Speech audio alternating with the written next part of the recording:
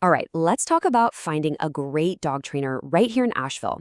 This is a practical guide to help you and your dog get the most out of living in this incredible town together. Yeah, this one probably hits close to home, right?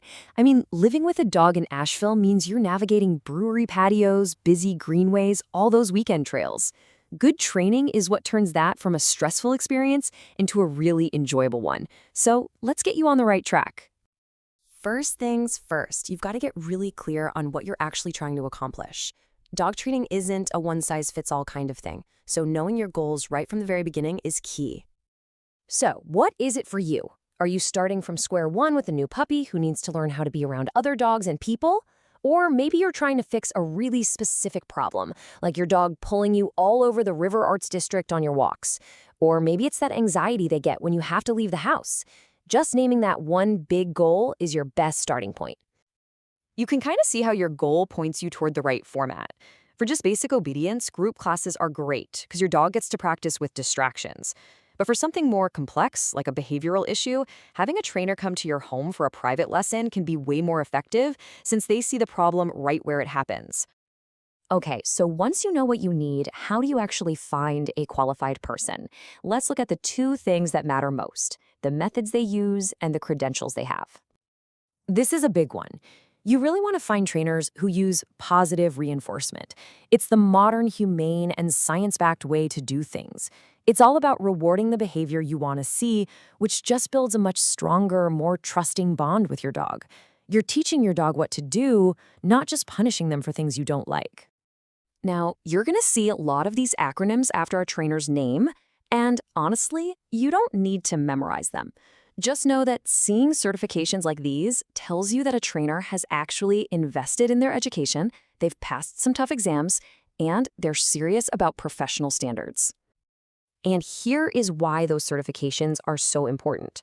North Carolina doesn't require any kind of state license for dog trainers. That means anyone can basically decide to call themselves a trainer. So these voluntary credentials, they're really the best way for you to check if someone actually has legitimate expertise. All right, let's get into the practical side of all this. We're talking about the questions you need to ask a potential trainer and, of course, what you should expect to invest financially.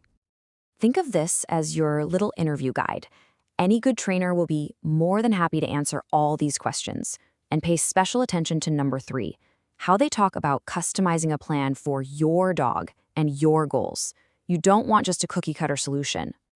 And here's a rough look at the budget. As you can see, the costs can really vary. A round of group classes is usually the most affordable way to go. On the other end, something like a board and train program is a much bigger investment, but that's because it reflects all that intensive one-on-one time the trainer is spending with your dog. So what about just one single focused lesson? Well, here in the Asheville area, you should probably plan on a starting cost of around $110. And now for the last piece of the puzzle, which is honestly where the training really sticks. It's about taking what you learned in a session and applying it out in the real world. Before you head out, though, you have to know the local rules. And Asheville's leash law is pretty simple. Unless you are inside a fenced-in official dog park, your dog has to be on a leash. It's for everyone's safety, and yeah, it is actively enforced. So, where can you go?